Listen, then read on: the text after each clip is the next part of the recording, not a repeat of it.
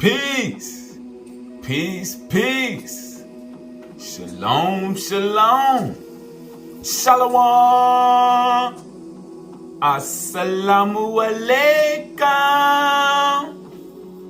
And welcome to another day to labor in the vineyard of the Most High with your brother. Another day to get in the Word and see what the Most High got to serve. And what we gonna eat on, we gonna get a better understanding of our nature. And as our understanding of our true creator progress, and we realize that supreme consciousness reigns over everything, and we erase all of the carnal impulses that's been put in our mind due to religion and the camps and the Gentiles, we unfold. That star seed unfold more and more. And the fear of everything that's been installed in us start to dissipate. And we can get down to the nitty gritty. We can get to the good stuff. And this how the entities is unveiling to us our true powers. Alright? As the world starts to crumble, we getting built up. And everything coming back to us. But those that still scared and still stuck in the world of religion, which includes the Hebrew Israelite movement that limits our growth, they ain't gonna be able to get all that's supposed to be given to them. Alright? And we're gonna see as we go on. And in this lesson, it probably gonna be some people that think I done just went to some other stuff.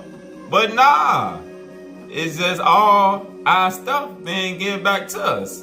And as they allowing me to unfold more and more, because truthfully, I was into a lot more stuff before the spirit realm sent me into the Bible and the Hebrew teachings and everything. And I fought against it. I ain't want to go into it because truthfully, back in like 2015, 2016, I was big on Brother Polite. Brother Polite was my favorite. Oh man, I couldn't get enough of watching that brother. He used to go around and bang on every Hebrew camp, and oh man, it just brought joy to my soul to see him destroy every one of their teachings. Because he had studied different doctrines or whatnot. And as I found out, he had studied with Dr. York. I used to watch a lot of Dr. York teachings. And Dr. York used to teach Islam, tied into the Hermetic teachings, tied with the Hebrew teachings. And he was coming from multiple dimensions. And that's what Polite was using on all the camps. Whereas they thought he was just into some other stuff. But when you really get into studying God, you study from all angles. And that's where the entities took me. And that's where some people may say the angels or whatever. But I call them the entities because that's what they is. Everything is an entity in creation. You got entities that are seen and you got entities that are unseen. All right? Whether you want to call them the ministering angels, the genii, whatever name that you came across that you want to use, you can use that. But we got to get away from the fear factor when people use words to describe them that we not accustomed to hearing. Whereas the camps and the churches got us accustomed to hearing the word angels, and anything outside of angels is demonic. Nah, that ain't true. Or whatnot. But me, on my journey, I was sent to find the creator everywhere. I studied teachings of the Persians. I studied all over. And the last thing that they sent me to was the Christian Hebrew teachings. And when I got into that right there, it started to pull me in. Alright? And it was part of the way that the entity set it up. Because I wouldn't have got to where I was at now if I didn't. And by me getting pure joy out of seeing Polite go at all the camps, what I discovered then that was the way to actually go at them I had to study and understand what they knew and tied it into the other things that the entities already had me learning, such as the Hindu teachings and the Hermetic teachings and Islam. I had to see how to tie them all together. And Dr. York, that's what he was doing at the time. So then, when my teacher got brought to me, Dr. Jackson, he was doing the same thing. He was teaching us out of the Bhagavad Gita, then he'll go into the Metta Nature, and then he'll go into the Bible, the Quran, and he would tie everything together. The teachings of Hammurabi, we was going into all them different things. So I was programmed to see how to tie them all together. And what happened when I got into the more of the Hebrew teachings, it shut me down, but it shut me down to get built back up to where that's why a lot of people used to think I was with part of One Nation, One Power. But nah, I won't. And I didn't believe in a whole lot of the stuff that they was teaching at the time or whatnot. But the way the entities set it up, you ever seen the movie The Spook Who Sat by the Door? They humbled me to where it's like, nah, wise as a serpent, harmless as a dove. Go ahead and fit in so that you can draw out the ones that need to be drawn out. Alright? So I went along teaching because I had the understanding, so I went ahead teaching them things out of just the Bible and the books of Mormon. But my prerequisite was bigger than that. But they didn't want me to open up at that time, not to lose nobody. And not to have people thinking that I was into devil worship and paganism and worshiping all these false gods and everything. Nah, it's a process to this right here. And that's what people don't understand. There's a process to this. And when you go in, like you said, you love me, feed my sheep. But you got to feed them on the level that they receptive to at the time. And at the time, that what a lot of us was receptive to. And it ended up me getting caught up in that to where it's like, when I seen consciously that people started thinking that I was a part of that, that's when the entities was like, now I want you to open up a little more. So that's when I started going into reincarnation and going against baptism. Because honestly, truly, I never really was one of the ones that believed in baptism or whatnot. I always believed in baptism of the spirit, not baptism of the flesh, because to the flesh is of no avail. All right, but I went along with it because that's what they told me to do. All right, so you gotta learn to listen and follow the spirit. Yeah, even though me, I don't agree with it. I ain't see the benefit of it, but I understood. Whereas some people needed it to get built up. It's symbolic, so I taught it because that's what they told me to do. But as they allowed me to open up, and I started going against it, teaching reincarnation and teaching about baptized by fire and all that, people started to see that, the spirit world started to know it's time to separate from that right there. And then, now, I'm getting to the point where they're allowing me to just open up onto a lot of the stuff I was into before and tying it all together. So where now, the ones who meant to go there, we can grow there together. And we can go farther into getting these abilities that's been set up for us to receive at this time. All right? I don't look at God as love. I look at God as power. All right? And that's where I've been trained to get. No, I don't want more of the love of God. I want the power. Because God is power. Consciousness is power. But when you're looking at it from a man in carnal aspect, in the teachings of the Gentiles, in the teachings of the Christians and the Hebrews and all that, it's a form of idolatry, truly. And what they told me, it's time to just go ahead and let go of all that and open all the way out. With, you're a child of the light. And all these other titles don't matter. Because these titles tie you into carnal things. And our goal is to break free of all that. You never seen nowhere that Jesus taught, except when he said, I was sent to the lost sheep. Yeah, he was sent to the original people to wake them back up. So their true nature. Their true nature as oneness with the Supreme Spirit, the great I am, which you are. All All right, Christ said he lives inside of us. And studying the life of Yahushua, Yahushua went to study the teachings in Kemet. So he studied the teachings of Tahuti and Asa, Thoth and Osiris, because they were the great ones there. He went and studied Buddha. He went and studied the Vedas, the Hindu teachings. All right, so he went multiple areas gathering light. And that's what I was trained to do. Go to different areas, go to different avenues, searching for your creator.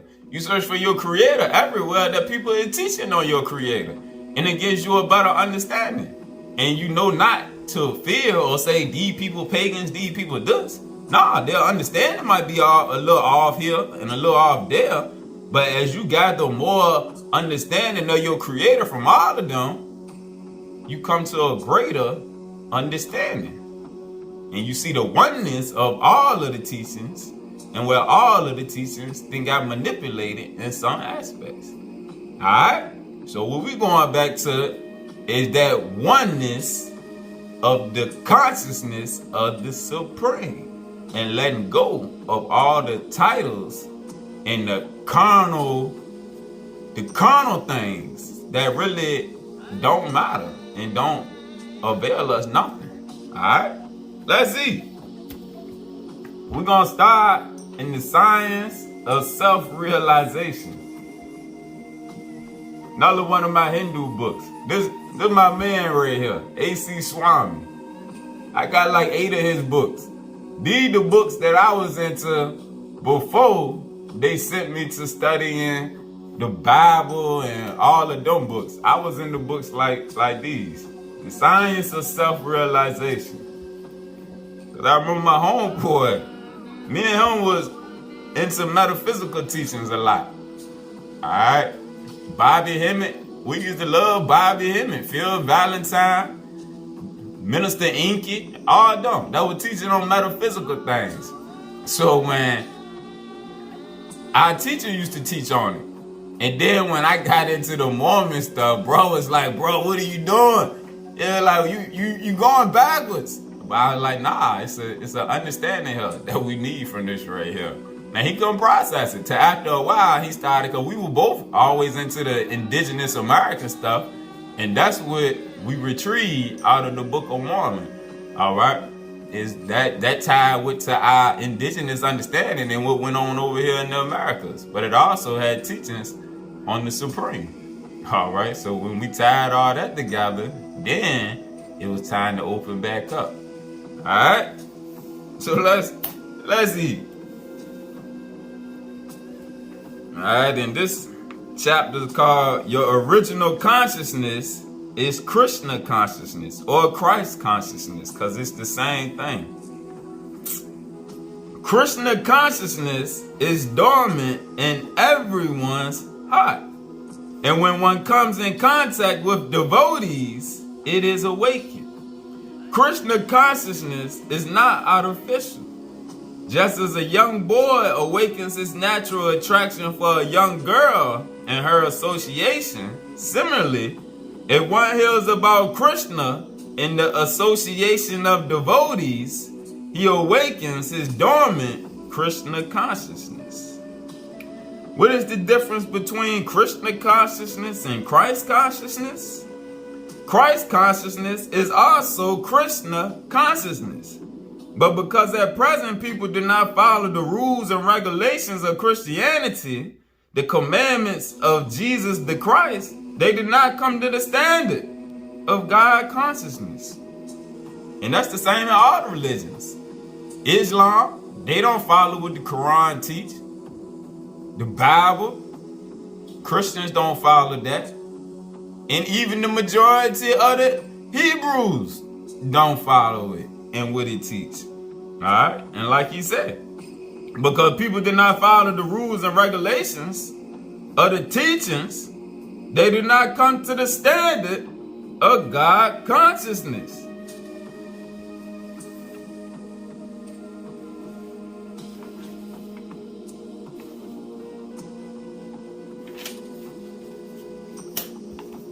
What transformation does one undergo on the path?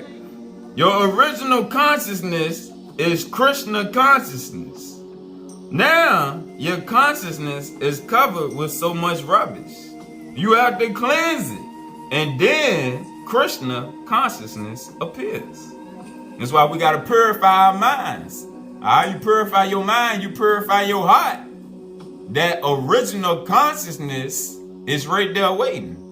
But you can't use it until you purify yourself. It can't be accessed. Alright? You gotta get rid of the worldly consciousness to be able to access your natural, original consciousness. Our consciousness is like water. Water is by nature clear and transparent, but sometimes it becomes muddy. If you filter all the mud out of the water, it again comes to its original clear, transparent state. Page 135. In the beginning of Krishna consciousness, this dictation of the Lord is received through the transparent medium of the spiritual master. When one is sufficiently trained and acts with submissive faith and love for their creator, under the direction of the bona fide spiritual master, the dove-telling process becomes more firm and accurate. At this stage, Krishna dictates from within. Same thing with in the Bible. At this stage, Christ, who says he lives within you, dictates from within. All right? Christ is the level of consciousness. Krishna is a level of consciousness. Buddha is a level of consciousness, as they are titles. All three of them names are titles, but they levels of consciousness that resides within us. Like I said, Christ said he lives within you. Krishna said he's in your heart. Buddha said his nature is the same as your nature. But you have to purify yourselves, clean yourselves to reach this indwelling consciousness that's within us.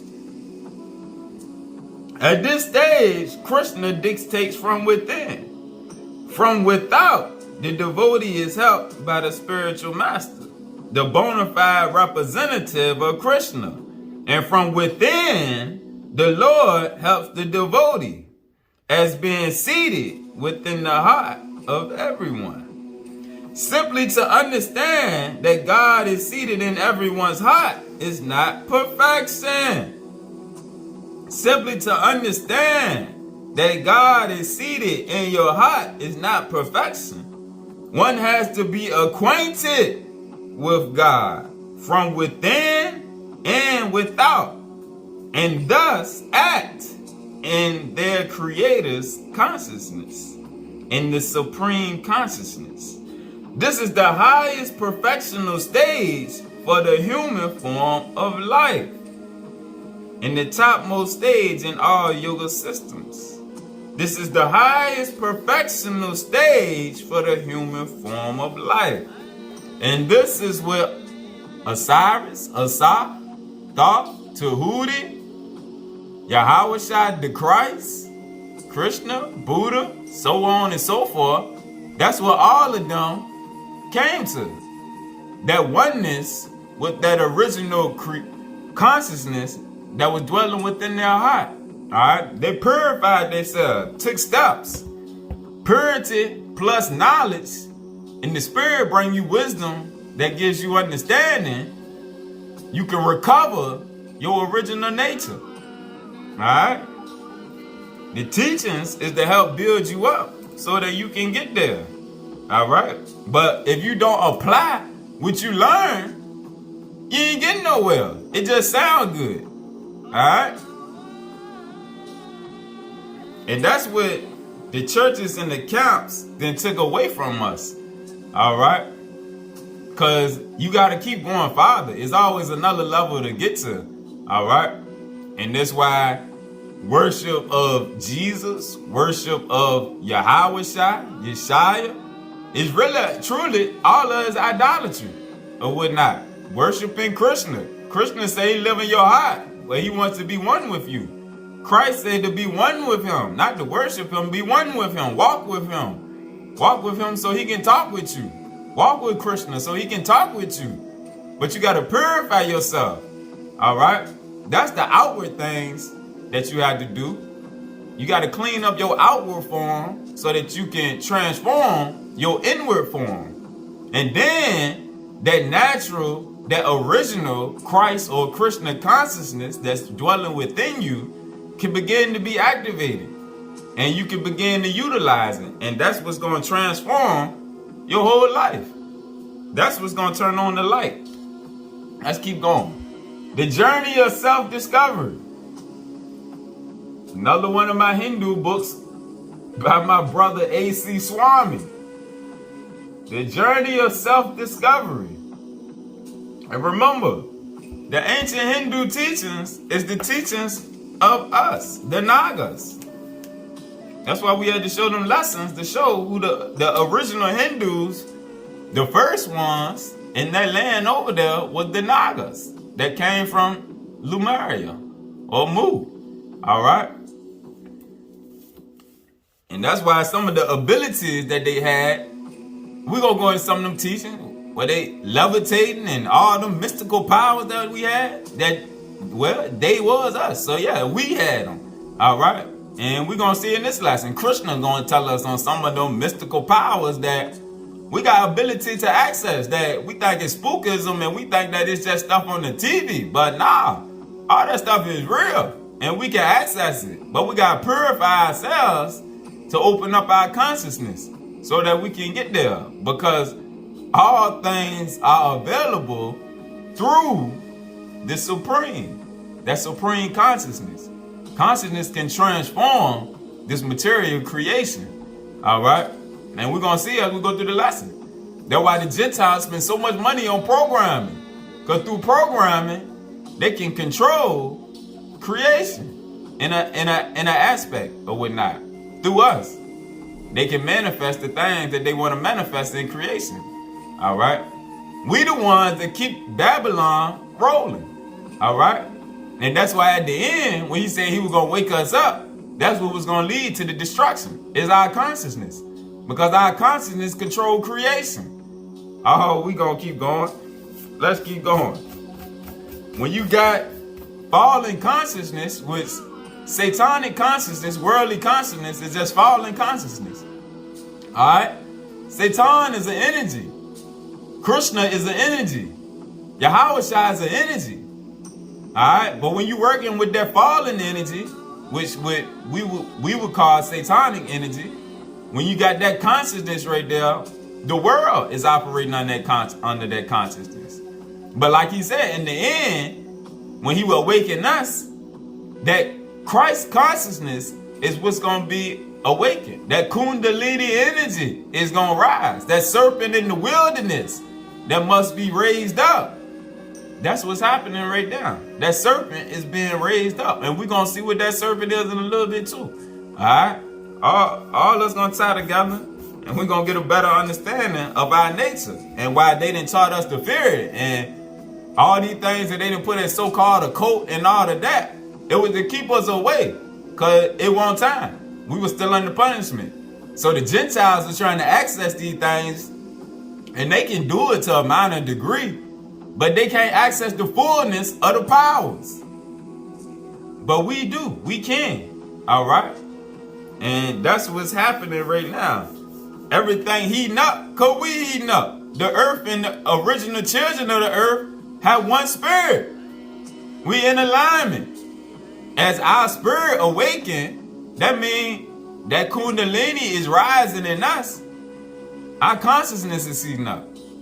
The earth's consciousness is awakening and heating up because it's in alignment with the natural children of the earth. All right? That original seed. Oh, let's keep eating. Chapter called Super Consciousness. Page 79. Nonetheless, while there is no possibility of experimental knowledge about God, if one becomes advanced in Krishna consciousness, he will realize God directly. If one becomes advanced in Krishna consciousness or Christ consciousness, he will realize God directly. For example, Through realization, I am firmly convinced of whatever I am saying here about Krishna. I am not speaking blindly. Similarly, anyone can realize God. Direct knowledge of God will be revealed to anyone who sticks to the process of Krishna consciousness, meaning purifying yourself, advancing your mind in new knowledge and understanding, and putting it into practice. Direct knowledge of God will be revealed to anyone who sticks to the process of Krishna consciousness. Such a person will actually understand, yes, there is a spiritual kingdom where God resides, and I have to go there. I must prepare to go there. Before going to another country, one may hear so much about it. But when he actually goes there, he understands everything directly. Similarly, if one takes up the process of Krishna consciousness, one day he'll understand God and the kingdom of God directly, and the whole problem of his life will be solved. In the Srimad Bhagavatam, it is said, this material world is illusory.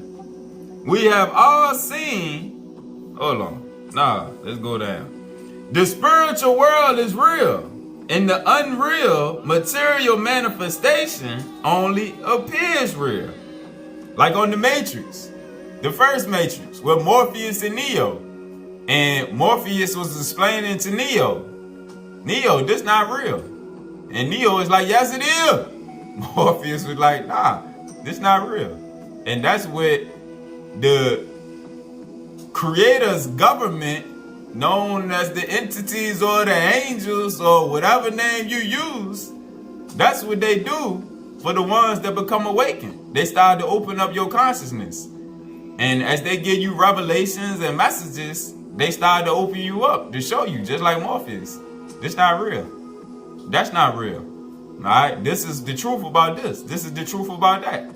Alright, and that's what the teachings of the masters, Osiris, Thoth, Enoch, Krishna, Vishnu, all of them, Buddha, that's what they came to do. The same thing that Morpheus did. They just came to do it in the flesh. But what you have in the flesh, you also have in the spiritual realm. You got prophets and teachers of light in the flesh, and you got prophets and teachers of light in the spiritual realm. All right?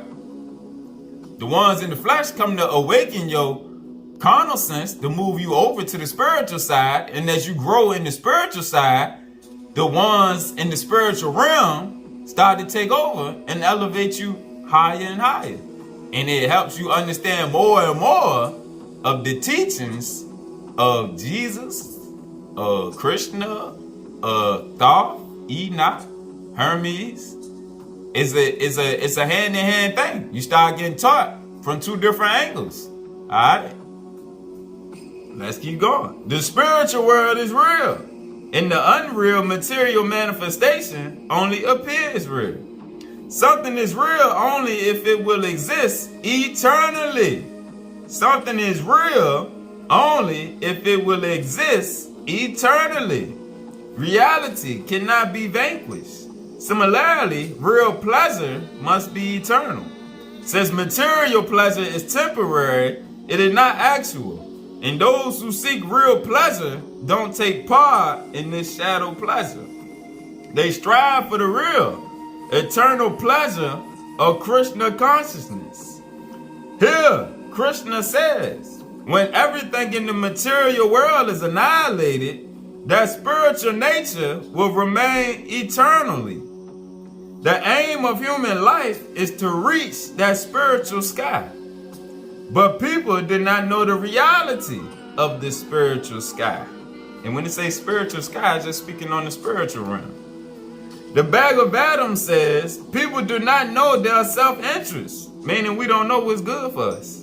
They do not know that human life is meant for understanding spiritual reality and preparing ourselves for being transferred to that reality. It is not meant for remaining here in the material world. The whole of Vedic literature instructs us like this. Don't remain in darkness, go to the light. Don't remain in darkness, go to the light. This material world is darkness. We are artificially illuminating it with electric lights and fires and so many other things. But its nature is dark. The spiritual world, however, is not dark. It is full of light. Just as on the sun planet, there is no possibility of darkness. So there is no possibility of darkness in the spiritual nature, because every planet there is self-illuminated.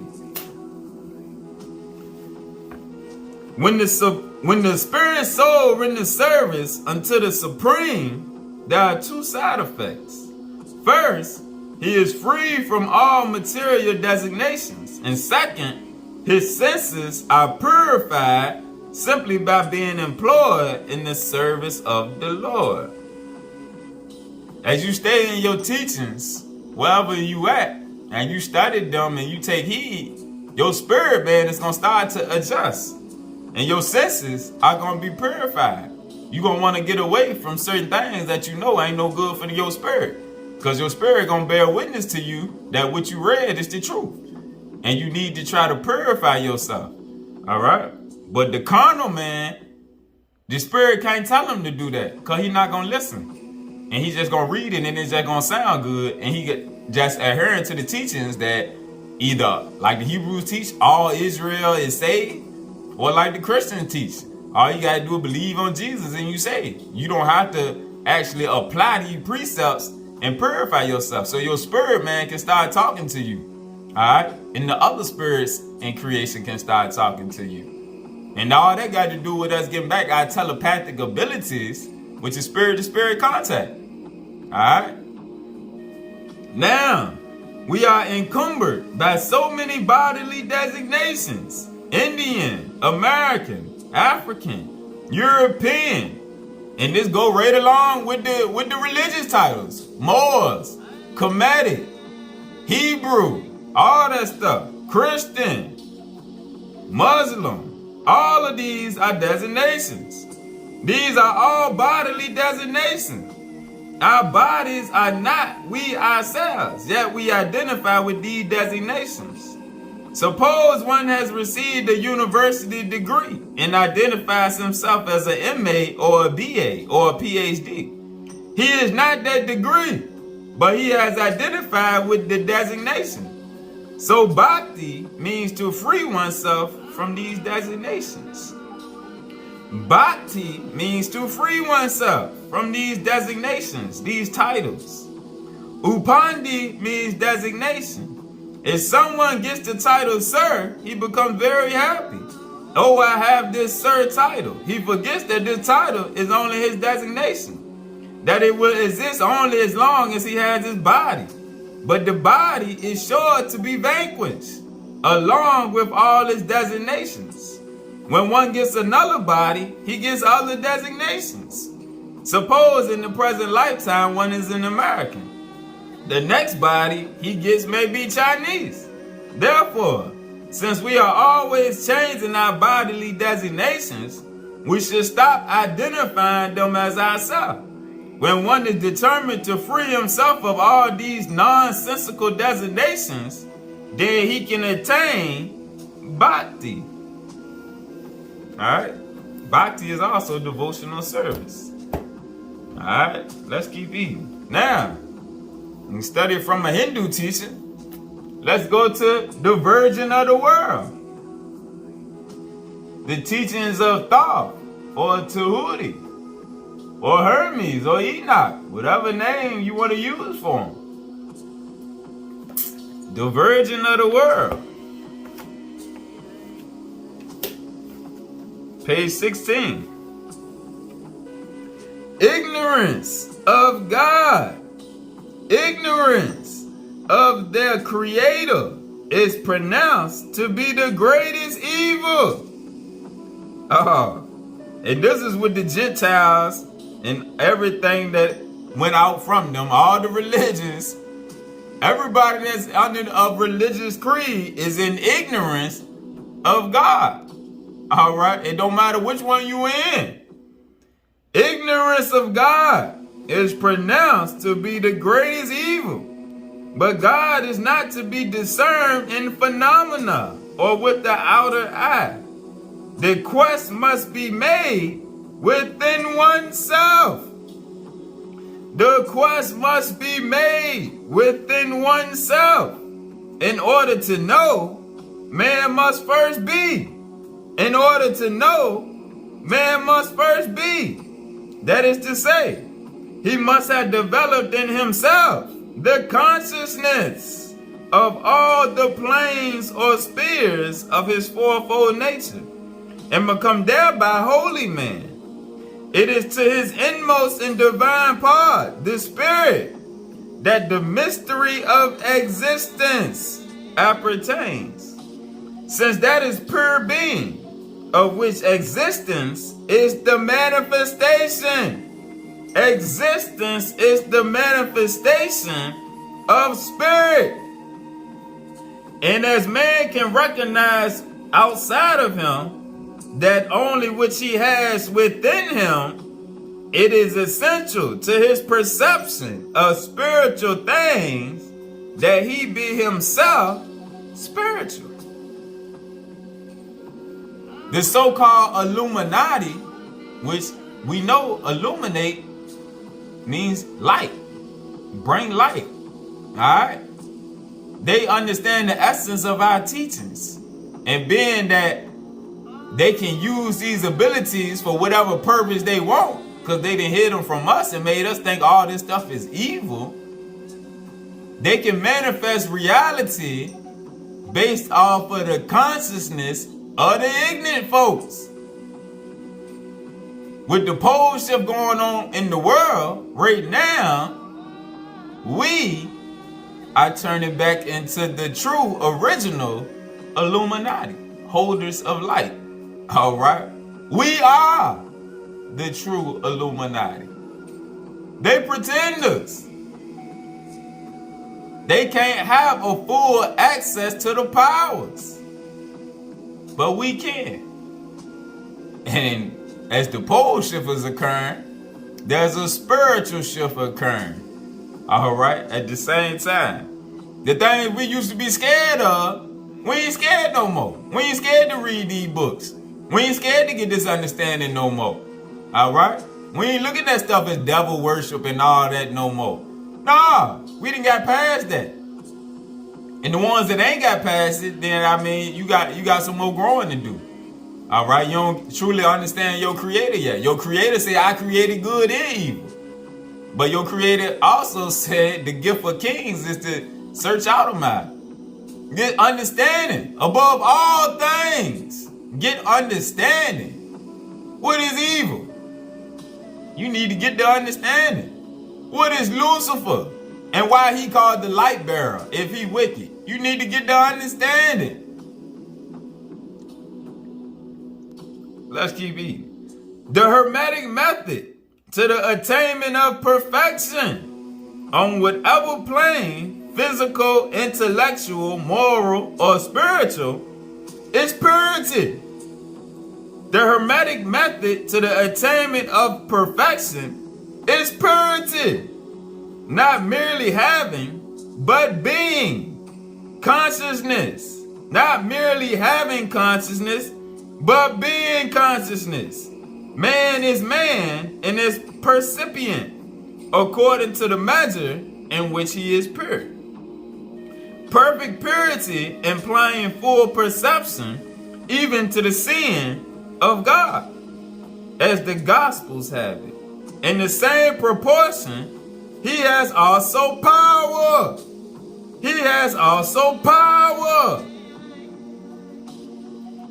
Then your brother say, I have all power in heaven and on earth. We seen that a couple lessons ago. If we walking in his image and likeness, are not we also supposed to have power and not be scared to take the power? That's why I said, I don't want love of the Creator. I want the power, which is the blessings of the Creator. Because in the beginning, when the Elohim created man, it said they created man to have dominion. To have dominion, you gotta have power. You can't have dominion with love. People can manipulate love. Entities can manipulate love. They've been doing it for the last thousands of years. Not thousands, but the last hundreds and the last few thousand years. All right? The entities that have been manipulating our carnal emotions and what we perceive love to be. All right? That's not the divine love that the Creator wants us to look for. Not this love that's based off your emotions and your feelings. Nah. But power, they can't manipulate that. That's why they had to submit to Yahushua. All right? That's why he had all power over them. You can't manipulate power. You can manipulate love. All right? When they tried to do that with him. All right? He didn't play them games with Satan. He wasn't in his feelings. Even when he said, who is my mother, my father, my brother, my sister? The ones that do the will of the Father. You won't bother to manipulate him based off of his emotions. Nah, that's weakness. The fully initiated Hermetic is a magian or man of power. The fully initiated Hermeticist, which is a follower of Hermes, a follower of Thoth, a follower of Tahuti, is a Magian or a man of power and can work what to the world seems miracles. And those on all planes, physical, intellectual, moral, and spiritual, by force of his own will. But his only secret of over is purity, as his only motive is love, the greatest of the two commandments. Love the Lord thy God with all thy heart and soul, and love thy brother as thyself.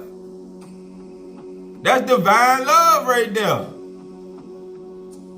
But when people are not at oneness, and they got hate in their heart, or you don't like this person, you don't like that race, you don't like this, you don't like that.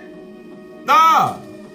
On the movie Avatar, they had love for everything. The trees, the leaves, the bees, the mountains, the rocks, the water, the other beings. Yeah. Love is our religion, but only through purity can we show our love to our Creator. Because the little drop of the Creator that's within you, if you don't nourish that drop of the Creator within you, which is your spirit, man, your star seed, you can't say that you love your Creator, because your Creator is inside of you. And if you don't nourish the seed that's been placed within you, you can't say that you love your Creator. And in the spiritual world, you a hypocrite. That's why all of this outward worship and all of these outward rituals, they mean nothing to your Creator. They all set up to get you closer to your Creator, to get you to your spiritual nature. Only through your spirit can you show love to your Creator. Because everything in nature, as we've seen in the lesson with the elements, got a spirit within it. There's a spirit within the animals. That's why you ain't supposed to eat them. There's a spirit within the fruits, the vegetables. But that spirit regenerates through the plant. They were sent here to increase your temple, which is the body. All right? The water got a spirit. The rocks got a spirit. The trees got a spirit. The bees, the leaves, clouds. There's a spirit. The wind, the fire. There's a spirit. The world is spiritual. But due to, like we just read in the self-realization book, the material illusion, a lot of us is caught up in it, and it's hiding the truth. So we can't see the truth of creation. We can't see the truth of ourselves and our nature. And we would never be able to receive the power of our Creator, because we don't really know our Creator, and we destroy aspects of our Creator. When you do like the Gentiles, going around cutting down all the trees in the world so you can make money, that's disrespectful to your Creator. We didn't do stuff like that. That's why on Avatar they just broke down crying when they were cutting down the trees and all that stuff. No, that's disrespectful to the Creator. When you out here just going around killing animals so you can eat them, when you got all these fruits and vegetables, grains and seeds to kill them, to eat, that's disrespectful to your Creator. Alright? It's the lust of your flesh that's making you do it. And it's disrespectful to your Creator to have slaughterhouses. That's disrespectful right there. A.C. Swami talk about that. His followers was vegetarians. He didn't allow them to eat no meat. Nah, because he said disrespectful to Krishna. But this is an understanding that we don't seem to have no more. No, you out here running around fighting and teaching whoredom and all this other stuff. That's disrespectful to your Creator because you manipulating spirits. Nah, you out here fighting and doing all this other savage activity. Nah, you disrespecting the spirit. And people because the world has been set up to disconnect you from the spirit. And the spirit of everything within creation. Alright? And all this social media creating all this vanity in people, it's creating a spiritual disconnect. It's disconnecting you from your true self. Getting you caught up in the vain things of the world and in the vanity of love of your flesh. Alright? Woo! That was a rant. Let's get back to the word. For the power with which he operates is spirit. And spirit is keen and mighty in proportion as it is pure. For the power with which he operates is spirit. And spirit is keen and mighty in proportion as it is pure. Absolutely pure spirit is God. Absolutely pure spirit is God. That's why purity is at the essence of all things. Christ and all the teachings. That's why all of them taught purity, first and foremost, over all things. Hence, the miracles of the Magian, as distinguished from the magician, are really worked by God. The God in and of the man. Alright? And when you start to get into, which we about to get into, some of these books that teach on magic and different things, even the ones that wrote it, they teach on purity. Purify yourself. Before the guy that go into the one we about to go into now, the Obia Bible. Alright? The brother L.W.D. Lawrence. He taught purity. That's one of the main things of his teachings. He said to be able to access your abilities, you gotta purify yourself. He said without purity and without doing it for love, you're not gonna be able to have these abilities. And them entities in that spiritual realm is gonna overpower you when you start using it for their purposes, which is destruction and wickedness. Alright? Let's go into the Obia Bible. Alright? And what you'll see is you get into a lot of these magic books, they all come back to the Hindus. Which the Hindus was the Nagas. So it was us.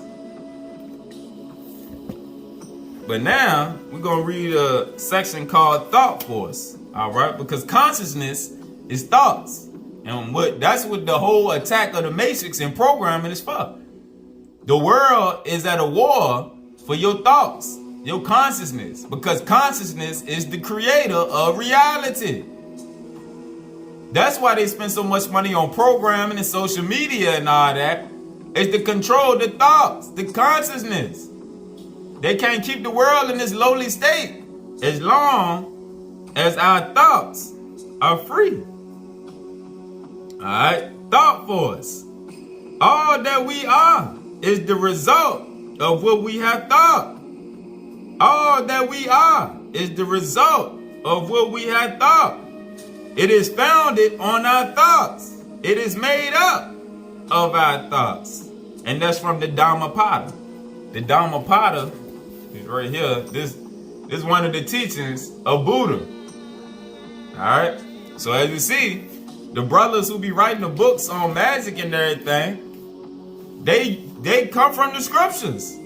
The scriptures is what built them up to have them abilities. Mind is the raw material out of which things are made. Muscle, tissue, and nerves are only materialized thought. Think health if you would be healthy. Think strength if you would be strong. Think success if you would be successful.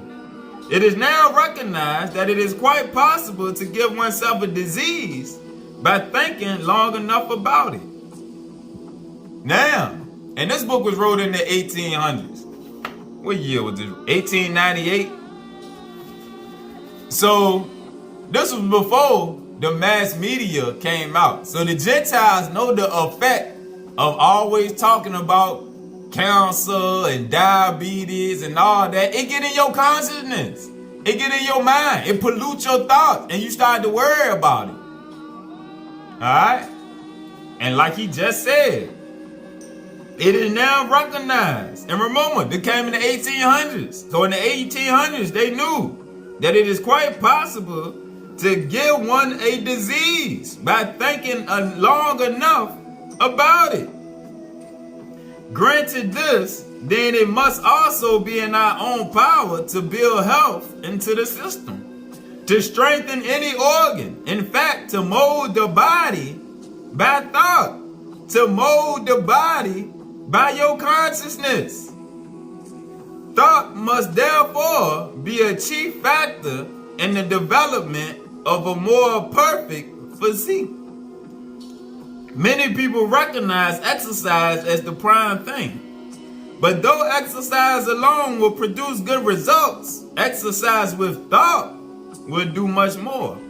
If one of the first principles in the breath system now given is correct thinking, and that's a system on breathing, we're going to have to do a lesson on the power of the breath, because there's certain breathing techniques that you do to bring in more of the life force, the prana, the moyo, into the body. All right. A lot of diseases and issues of the body can be adjusted and healed through proper breathing. All right. It's breathing exercises that we can do. All right. To bring more spirit, more of the life force into the body. All right. But we're going to get to that. The best results can only be attained by this. In 5 minutes exercise with the mind acting in conjunction with the physical efforts is worth more than 2 or 3 hours of exercise taken in a mechanical or physical way. If you recognize that all is mind, that's the first principle in the Kabbalion, one of the Hermetic books, all right? All is mind. If you recognize that all is mind and that man is that which he thinks he is, that the real I is the potter, the real I, the I am that I am. Remember in the Keys of Enoch, when we read that the mind is the redeemer. Ahaya Asha Ahaya is the mind, the redeemer. And what he say right here, the real I is the potter, the mind is the potter, the body is the clay. Then you will see that man can and does fashion his body to whatever design he may please. To think correctly is to be able to concentrate the mind for a certain time on what you are doing, or on the organ of the body you wish to treat or develop. And remember in another lesson, I was talking about when something on you hurt, or you got an issue somewhere in your flesh, close your eyes and meditate on that part of your body. Through the power of the word, speak it into existence for healing to come to that area. All right? Ask, and ye shall be given. Ask, but you got to focus your mind on it. Ask for healing to come to that area. Ask for the entities to send extra help. Your body is your domain. You the Lord of the temple. Your consciousness is the Lord of the body. The things in your body listen to the Lord their God, which is your consciousness, your mind. So you tell them jokers, I need extra assistance right here. Bring extra help to heal this part right here. And you focus your attention on it. When you go to sleep, pray to the entities in the spiritual realm. They send Raphael or one of the healing angels to come work on you. So you do it yourself through the flesh, and then you go to the spiritual realm for extra assistance. Alright?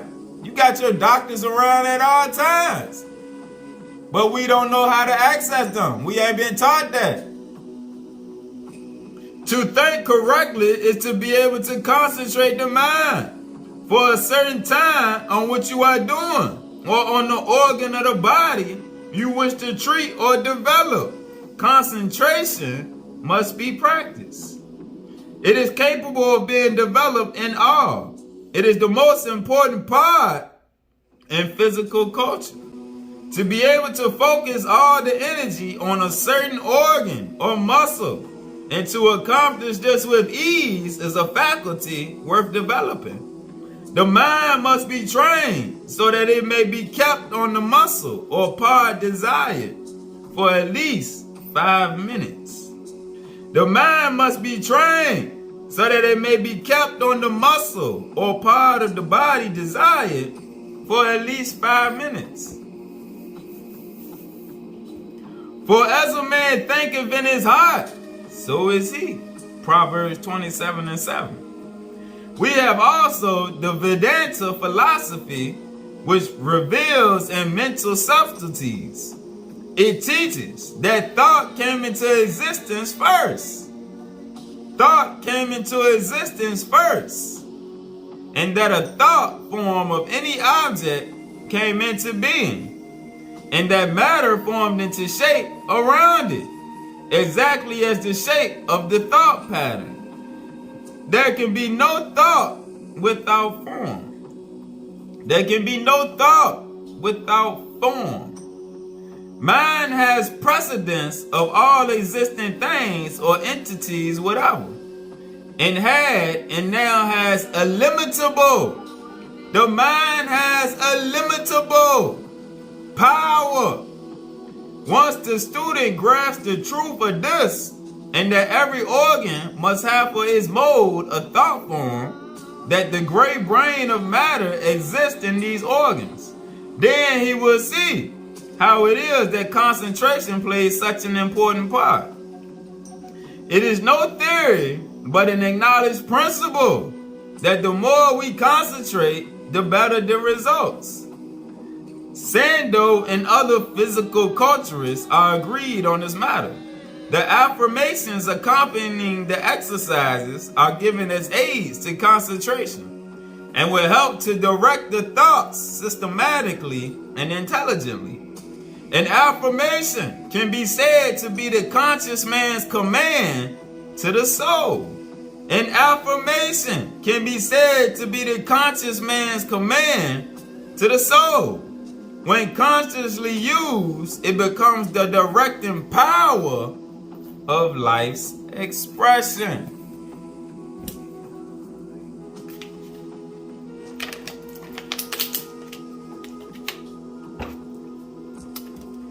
Consciousness expansion. That's what we working on. Because that's the nature of our Creator. The supreme consciousness, the supreme being, the great spirit is the supreme consciousness. The supreme consciousness do not interfere or entertain the affairs of man. There's a government set up in the spiritual realm. When you go to your job, the person that created the job, they ain't got no reason to talk to you. They got everything else. They got a hierarchy set up for you to go through if you got an issue. It's the same thing in the spiritual realm. The sealed portion explains it. The Creator created the hierarchy. That's why in the sealed portion it say that the Father don't answer your prayers. It's your angel. What did the Bible say? I have given my angels command over thee. Everybody got their own angel with them. That's who answer your prayers. That's who fix you up. You call when you need help. Your guide that's with you at all times is here to assist you. But when you carnal and you think of your God as a man and you don't understand the hierarchy of creation, you don't understand. You got everything you need around you at all times. The Catholic folks think they got to go to a church, to a prayer pit and all that. No. Wherever you at, in your car, in your house, in the park, it don't matter. They always with you. There's more entities in the spiritual realm than in the physical realm. And there's 1 billion people on the earth. So they say. So imagine how much more is the entities in the spiritual realm. You have not because you ask not. Oh, let's keep going. The Hermetic science of transformation. The Hermetic science of transformation. The initiated path for natural and divine magic. Let's get an understanding of the Astral Realm.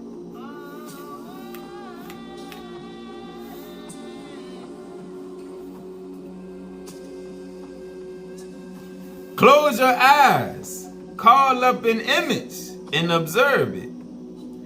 In the darkness of your self-induced blindness, you will see with the kind of sight, which although it is within all men's reach, it is not the ordinary capacity to see, as among other men. All right, and this is teaching us how to see in our mind's eye. Again, close your eyes, call up an image. All right, and this gonna have to do with our telepathy that's coming back. If you can see an image of your brother or sister, you can call them up in your mind. Close your eyes, call up an image, and observe it. In the darkness of your self-induced blindness, you will see with the kind of sight, which is your mind's eye, which although it is within all men's reach, is not the ordinary capacity to see as among other men. In this way, by a very simple action, which everyone can do, you will begin to set in motion an exercise, which if you just carry it on a little, will give you the idea of an ethereal light that is quite different from the light of the ordinary kind of sight. When you sleep and dream, the images you see are lit, and yet there is no sun. And that light is not sunlight or electric light. It is ethereal or astral light. It is ethereal or astral light. So when you heard folks talking about astral travel and going into the astral realm, it's the realm of the spirit.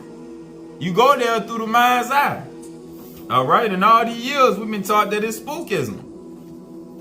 The latest writers have called it the unconscious, but in Hermetic and magic terminology, it is the astral field or the dark field, the source and repository of all our consciousness. But of this source and repository, we have no awareness except the recollections we draw from it through continual evocations by means of memory.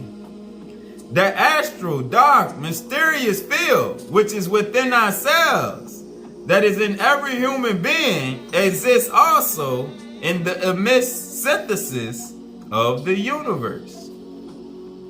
The universal astral field or current contains in itself all the partial astral fields of all men. Oneness. Therefore, from one's own astral field, one can penetrate the universal astral field, and from this come down to each of the particular astral fields. This invisible part of the world, contained in this form of invisible but easily sensitized matter, is what is called the Astral Region, When you say, if you recall of a person you have seen, you are searching in your unconscious for the image of the person that you have seen and are evoking. You are evoking. You are calling forth. You can call forth people in your mind. All right? That's why they teach you before you go on an interview or something, play it out in your mind. So when you go in there, it's easier. You play it out in that astral field. All right? Because that's tied to everyone else. All right? And that's how you'll be more comfortable in certain situations. That's why in our dreams, when we have dreams, the entities, they take us into this astral field and train us. All right? They show us visions. They teach us things. It's training. The astral field and the material realm work hand in hand. But through the astral realm, you can manipulate the physical realm. All right? But you can train, like in your dreams.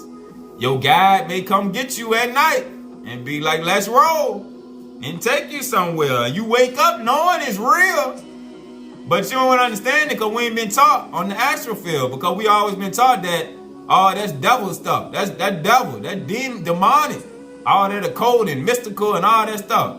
That was the jobs of the camps and the churches. And what people don't realize, the camps, Hebrew Israelite camps, been out since the 1800s. The first one was set up by a brother called, I think named Frank Cherry, F.S. Cherry. He set it up in the late 1800s. So the Gentile, all this stuff old. We think that them knowing that we the chosen people and we the Israelites and all that. No. This stuff was out in the 1800s that we was the Israelites. It was brothers teaching that. The early 1900s too. That's old news. But through them seeing that process of us awakening in the late 1800s, they knew they increased the programming on us. And that was before COINTELPRO. So you think some of these camps weren't set up by the Gentiles to keep us in darkness? Yeah. And that's what people don't realize. Nowadays, people are coming into the camps and they're awakening that we the Israelites, and they think that's the end all be all, and that the Gentiles is supposed to just all of a sudden. No, Gentiles been new to us for over 100 years. That old news. It's new to us because we were still asleep, the majority of us. But some of us, the Most High said the jump spot way back then. The late 1800s. On up into the early 1900s with Fard Muhammad coming to tell Elijah. Elijah been teaching that the Israelites was the children of God. So that's old news. The new stuff coming now is the spiritual. That's what we want, the spiritual. All that Israelite stuff don't matter. They been knew all that. That's why it don't matter about them they gonna come to realize they know who he is. Nah, they just was trying all their best to hold off as long as possible from us getting the power. Because they know it ain't no power in us just knowing that. The power is when you keep going farther. You get the knowledge of who you is, and then you go into farther teachings to able to access the power, like your brother told you to do. Get your power. So the Astral Region is a dark region, which is within ourselves, in which everything that is thought, heard, and everything that comes from the experience of our senses is recorded. Astral force is a synonym for the force of the subconscious, aura of the unconscious. From this interior region, which records every perception, every thought, every feeling, on certain occasions, a change emerges, on to which one feels the manifestation of a force that is released. Anything that is released from us and represents an effort or a great impression is fixed first on our unconscious as an individual. And then it is complex in synthetic phases. It is fixed on the universal collodion. Let's read this again. And this tied to the collective consciousness. All right. Anything that is released from us and represents an effort or a great impression is fixed first on our unconscious as an individual. And then in its complex and synthetic phases, it is fixed on a universal collodion. Since there are an astral region and an astral force, there must be astral matter.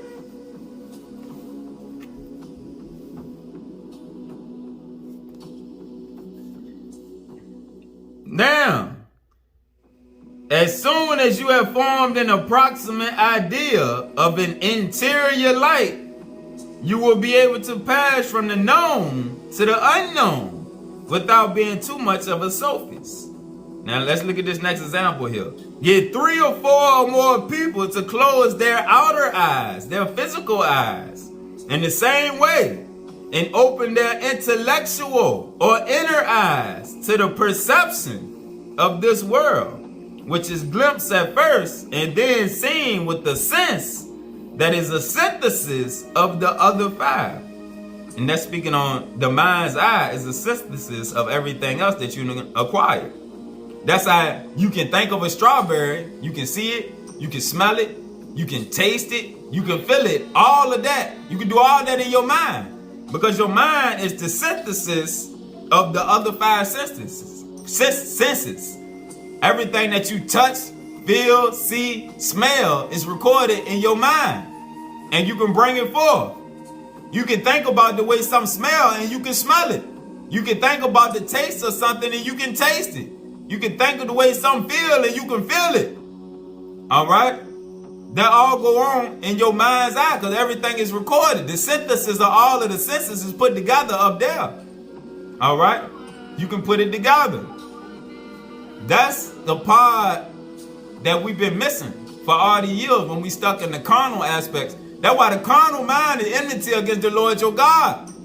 Because the carnal mind can't process this, so he can't gain his power. And he stays stuck in carnality. You remain in Esau, not the white man, the carnal man. But we are to ascend from our Esau state of mind. Let's keep going. Again, get 3 or 4 or more people to close their physical eyes in the same way and open their inner eye to the perception of this world, which is glimpsed at first and then seen with the sense that is a synthesis of the other 5. You will then have established by this relationship the communion of the light that each of the observers has perceived. I beg you to reread and understand well the last paragraph if you have not understood it properly, because I cannot find more exact words in human language to indicate a phenomenon that, although it is within every man's power, is not observed by those who do not concentrate and do not spiritualize themselves in order to do so. The relationship between the astral vibrations perceived by the observer makes up the astral current that in due time you must learn to master. And this is something that people got to learn to awaken within themselves, all right? And this help you process when you receive, when the entities give you certain things, it comes through that astral field. Just like a dream at nighttime. And it allows you to tie the pieces together to make sense of it, to get an understanding. All right? And sometimes we do it unconsciously, not knowing, but you can develop this factor up here. I play a game with my daughter. We sit down in a meditative pose and close our eyes. And I tell her, I be like, picture a raspberry. And at first she might say, I can't see it. I can't see it. No, keep looking. Picture it. See the little green stem on top. Picture the raspberry. Picture the little seeds in it. Now taste it. Through your mind. See what it tastes like. Smell it. Through your mind. See what it smells like. Feel it. Through your mind. See what it feels like. And from that, we might go on to something else. Now see your mama. See my mama. See my grandma. It's developing thought up here. And that what a lot of us don't have. Our mind's eye is closed. And we ain't used exercises to open it. But these is the portal. This is the main portal of creation. And that's what the Gentiles know. And that's what they've been using against us. Oh, let's keep eating. The relationship between the astral vibrations perceived by the observer makes up the astral current that in due time you must learn to master. This astral current is symbolized by the serpent. This astral current is symbolized by the serpent in the Bible as it winds around the tree of good and evil, which means that the two aspects of the serpent are the low, earthly, or muddy one, which generates illusions, that is, lies, while the upper part is truth and light. Let's read this again. The astral current is symbolized by the serpent in the Bible as it winds round the tree of good and evil, which means that the two aspects of the serpent are the low, earthly, or muddy one, which generates the illusions, that is lies, while the upper part is truth and light. In mythology, Apollo pierces with his arrow the serpent Python. All right, Apollo is the Greek. In mythology, Apollo pierces with his arrow the serpent Python, born out of the slime of the earth. Nevertheless, the Pythian priestess, those who had the spirit of Python in their bodies, gave responses and prophesied. We got to get a better understanding of the serpent, all right? Like I told you, everything is not what it seems it is. So when we think of Lucifer, we think of Lucifer is the light bearer. The light bearer, all right? The serpent. Let's keep going. The divine had as its symbol a serpent pierced by an arrow. That is, the astral current pierced by a powerful and mastered will. The astral current pierced by a powerful and mastered will. My sisters, my brothers, my mother, my father is the ones that do the will of the Lord your God. That's the words of Jesus. Yahushua, Yeshaya. The ones that master their will, that's not operating with the will running them. The will of the flesh will run you unless you master that will, and then you can use it for your benefit. That's what we about to see. This serpent is at the feet of the Immaculate Virgin because virginity and purity condemn it. Virginity and purity condemn the serpent. It condemn it to immobility and dominate it totally. This is why all of the teachers taught on purity. But when you don't model yourselves on the divine Apollo, or on Cagliostro's or Jesus or Krishna or Buddha's willpower, or on the superhuman virtue of an immaculate conception, the serpent will entwine you. The serpent will entwine you in his cause, dominate you, and kill you fluidically.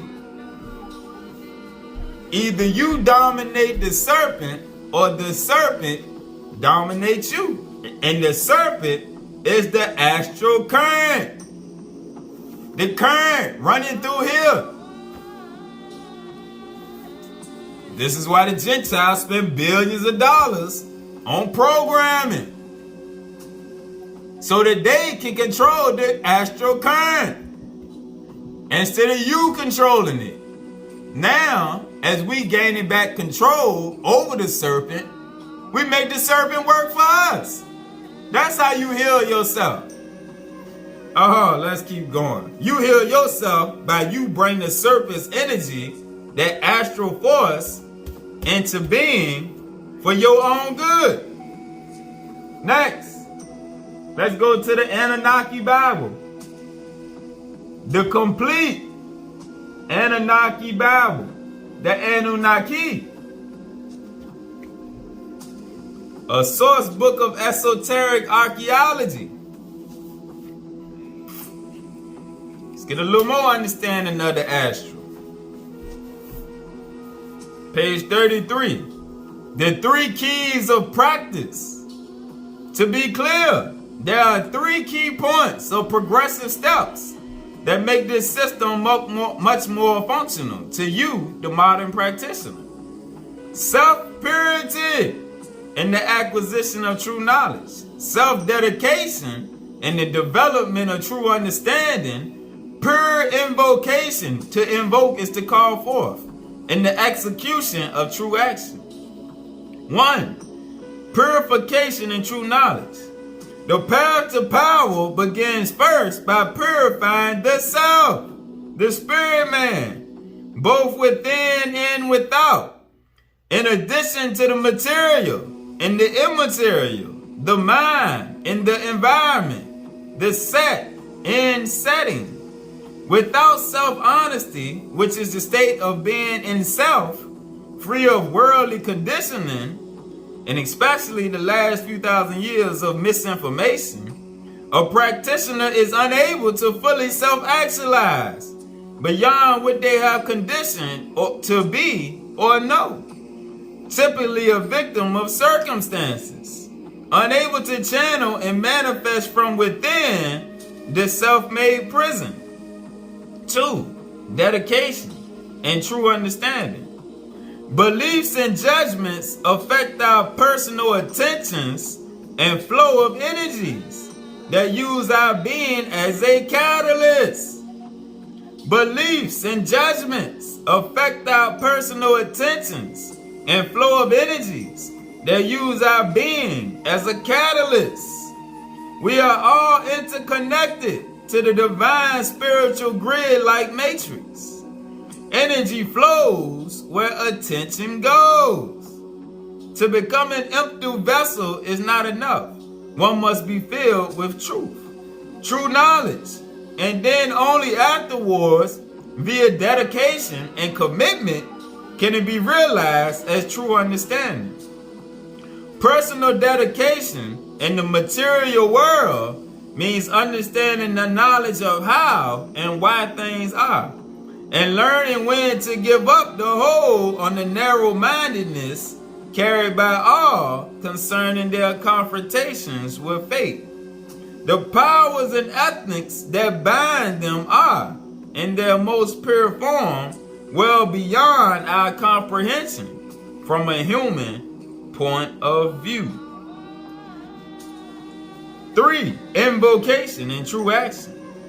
Powers of a dedicated priest and magician, not to be misunderstood as gender-specific terms, are drawn from both internal and external sources.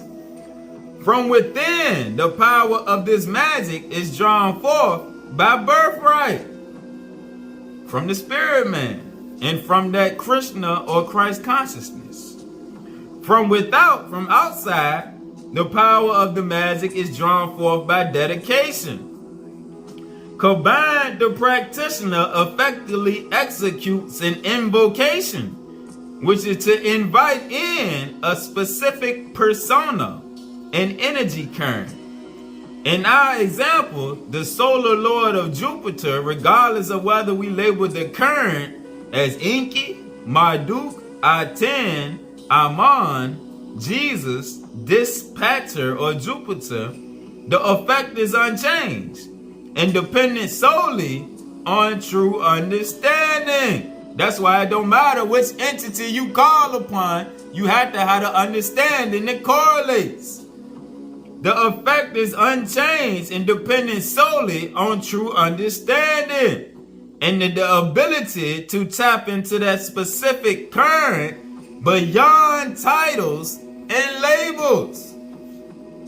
When you call upon Jesus, when you call upon a higher, when you call upon Yeshaya, when you call upon Krishna, Vishnu, whoever you call upon, you gotta have an understanding beyond that carnal aspect. All right? Like I told you, Christ is an energy that you calling on. All right?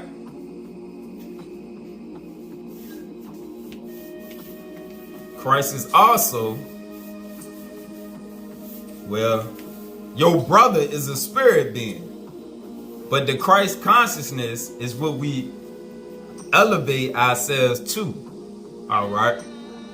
So when the Christians call on Jesus and Jesus can't unbind them, all right, yeah, it's an entity that comes because they invoked it. When you heard Christians talk about they had a dream, the devil attacking them, and they call on Jesus. They invoking.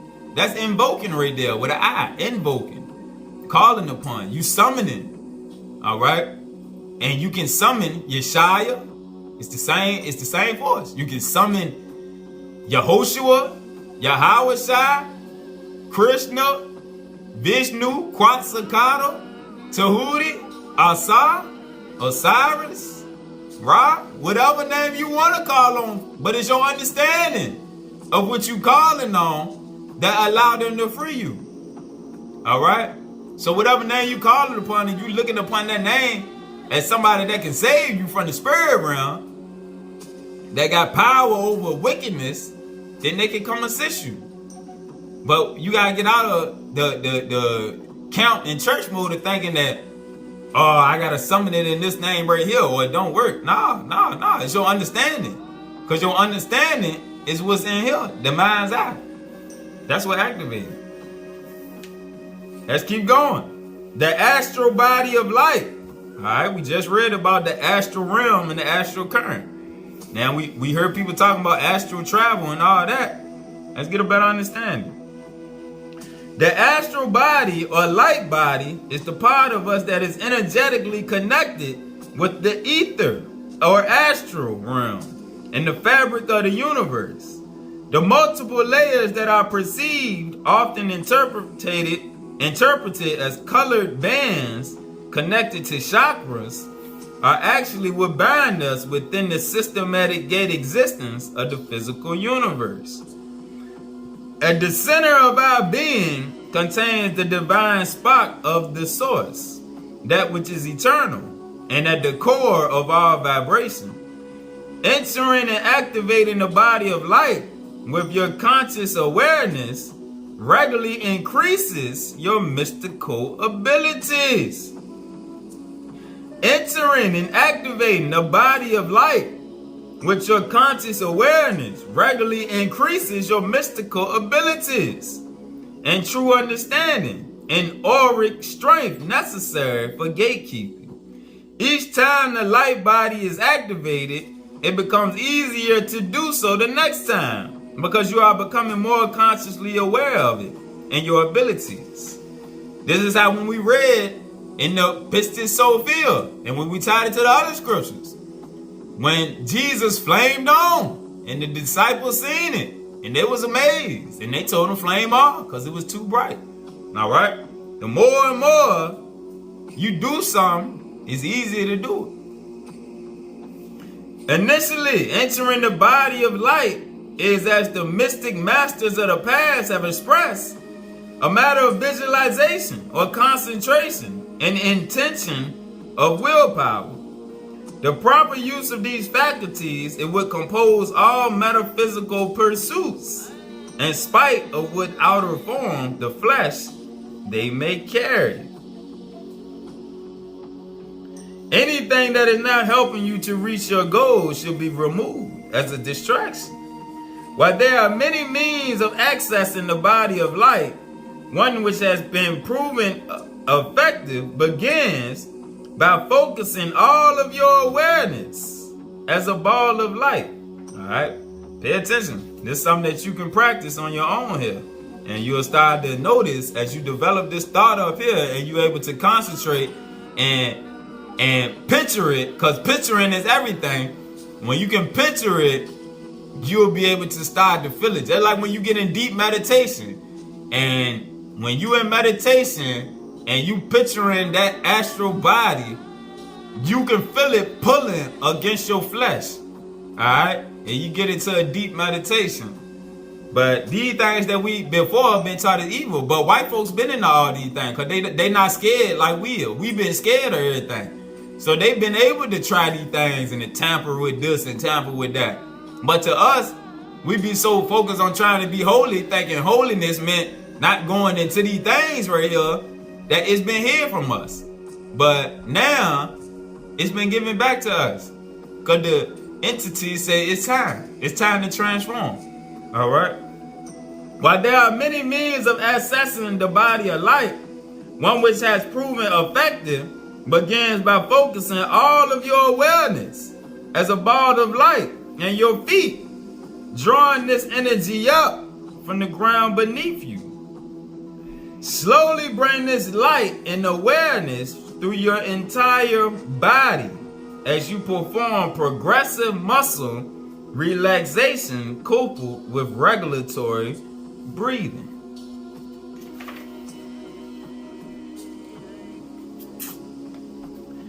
The means of realizing the astral light body in the astral and stepping through the portal is simply a matter of willing the astral form through a projected thought form or portal. Again, the means of realizing the astral light body in the astral is simply a matter of willing the astral form through a projected portal, which is a thought form. All right, the thoughts open up portals. If you can access the light body and you can visualize a doorway, then you can do this. As soon as you will your mind's eye through the threshold, the shift in consciousness will be recognized by the mind, if symbolism and data correlations are sound. Essentially, by fixing your entire attention on that specific energetic vibration or astral current, you are able to reach that level or polarity of consciousness. All right? That's the whole game. Learning to adjust our consciousness. All right? We're going to see more. Let's go. Next, the Uddhava Gita, the final teachings of Krishna. And what you'll realize, a lot of these teachings that came from our original culture over here, that went into the land over there, got hid from us. And what they systematically did was stick us with Christianity and the Hebrew teachings. That's why you had to go here, there, and around to gather all of the pieces of the puzzle. Chapter 10. In chapter 10, Krishna describes the Siddhis. The word Siddhi means perfection and refers to mystical powers. All right? So the Siddhis are the mystical powers said to follow once perfection has been attained in various spiritual disciplines, particularly focused meditation. Why? Because in focused meditation, you learn to control the serpent, them astral currents running through the astral realm of the mind's eye, the astral realm. All right? So now we see how a lot of these powers, we're going to see they come from meditation. When we attain this kind of wholeness, newer possibilities emerge. New abilities are at our disposal. Traditionally, these include being able to see the past, present, and future, being able to choose one's moment of death, and being able to become smaller than an atom. There is no need here to engage one's belief system. We may believe such possibilities exist, or we may not. Krishna seems not to care. Whether you believe or not did not make it untrue. Alright, let's go. The Radiant One, Krishna, said that those that are masters of yoga say there are 18 mystical powers in all. Of these, 8 are granted by me, and the remaining 10 flow naturally from the pure Ghana or Sattva. Alright, let's get the definition. You know we gotta get the understanding. Words you don't know, you gotta look them up. Alright, so Ghana represents the 3 qualities of creation: Sattva, Rajas, and Tamas. And right now, it says from the pure Ghana, Sattva. So that's what we focus on now. Sattva, the first of the 3 gunas, the first of the three qualities of creation, which is the law, which is purity. Every book we done went through, we seen the word purity. Sattva, the first of the three qualities of creation, which is purity. All right, so again, those that are masters of yoga say there are 18 mystical powers in all. Of these, 8 are granted by me, and the remaining 10 naturally flow from the pure creation attribute of purity. The 18 mystical powers are to become smaller than the atom, to become larger than the largest body, to become lighter than the lightest body. These 3 CDs pertain to the body. The other CDs are to establish contact with the senses, the forces of creation, to enjoy all that is seen and heard, the visible and the invisible that is found in the scriptures, to direct Maya, to direct the illusion, to direct the matrix, to build your reality according to one's wishes. Non-attachment to the pleasures of the senses, to enjoy the highest bliss. These 8 mystical powers, O gentle Uddhava, who is his disciple, are the primary powers, and they flow from me. The remaining powers are the absence of hunger and thirst, disease, distress, old age, and death. To hear and see from a distance. Now, to hear and see from a distance. If you ever look up remote viewers, remote viewing, I don't know how they find them, but the CIA and the military, they find these people that got the ability to see across the other side of the world and see what's going on. They call remote viewers. So this stuff is definitely all true, but it's been hidden from a lot of us to where we don't believe. But that's why Christians say it matters to him whether you believe or not. It is. It's true. There are people that can see and hear things long distances, and the Gentiles I don't know how they find them, but I used to watch shows on remote viewers, and I was just amazed at how the fact that these Gentiles can see on the other side of the world and know what's going on and be right and accurate. And they use them in the military to their advantage. To move the body with the swiftness of the mind. To assume any form that is desired.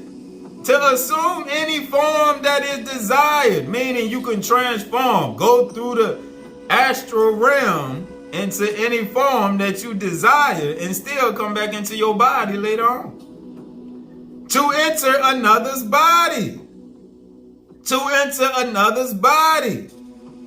Don't this sound like some of them powers when people use them dolls when they doing witchcraft and stuff? You entering into a force into somebody's body. But this right here said to enter into another's body. To die according to one's own will. When you ready to go, it's time to go. Like in the book of Thoth.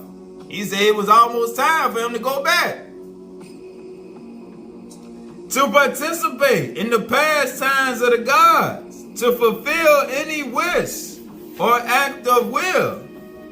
To have one's will obeyed without objection. To have one's will obeyed without objection.